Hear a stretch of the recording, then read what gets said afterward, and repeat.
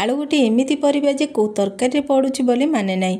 नमस्कार मु सस्मिता आपण मानकु स्वागत करछि मो चैनल सस्मिता कुक्सपॉट रे।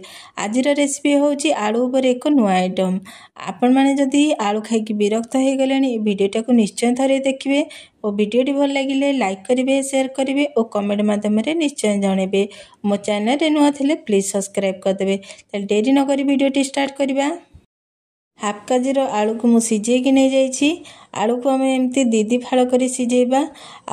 आपण मैंने जिते बड़े भी आलू सिझेबे आलू रे हाफ चामच लुण पकईदेवे। आलूर टेस्ट भल आसी थाए। तापर आलू आम भल भाव चोपा सब छड़ेदेबा। देखो आलू मु चोपा सब छड़े देछि। एबे आलू को आम 2 मिनिट फ्राए करनबा। से मुझे कड़े गरम होला परे 2 ରୁ 3 चामच तेल दे देछि। तेल गरम होला परे आमे आलू को पके 2 ରୁ 3 मिनिट भल भाव फ्राए करनबा। सबुजाक आलू को मु पके देछि। आलू सब पके सारा परे आलू को आमे 1 मिनिट भाजी नबा। देखो 1 मिनिट पर आलूटा टिके भाजी हो आसिलानी। एबे हाफ चामच हलदी हाफ चामच लंका पाउडर पकेदेबा। भल कलर आसीबो।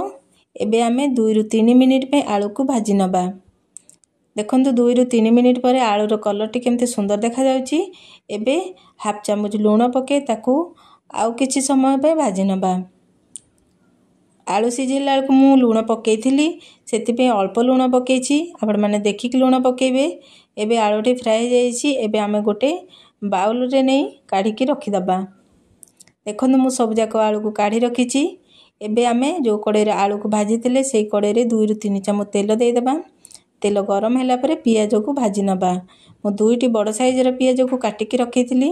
एबे पियाज को टिके नाली हबा पर्यंत भाजी नबा। देखंतु पियाजटी भल भाव फ्राए हो जाइछि। एबे अदा रसुण बाटिकी मु पेस्ट करके रखिथिली ताकू पके देइछि।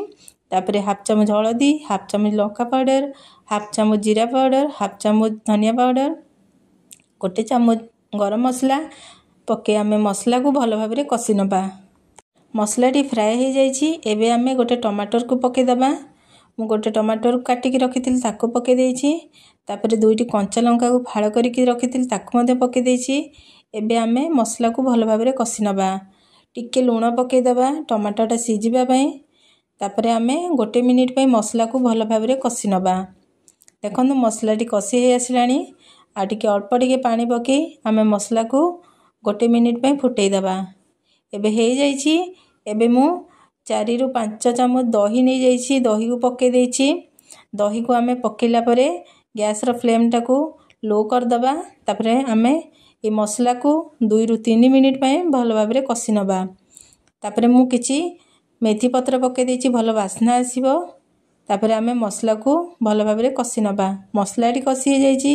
एबे आमे फ्राए करके रखि दबा। आलू को पके भल भाव मिक्स कर दबा। आलू को आमे 2 मिनिट भल से कसी नबा।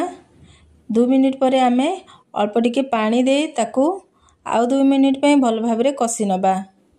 देखंतु 2 मिनिट पर केते भल कलर देखा जाउची। वासना मध्ये बहुत सुंदर आसुची। एबे आमे किछि धनिया पत्र पके ताकू आउ थरे भल भाव गोळी नबा।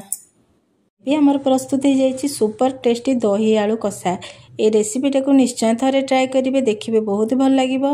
जो माने आलू खाइबा को पसंद करंती नै से माने मध्य थरे ट्राए करिवे आपनको बहुत भल लागिबो।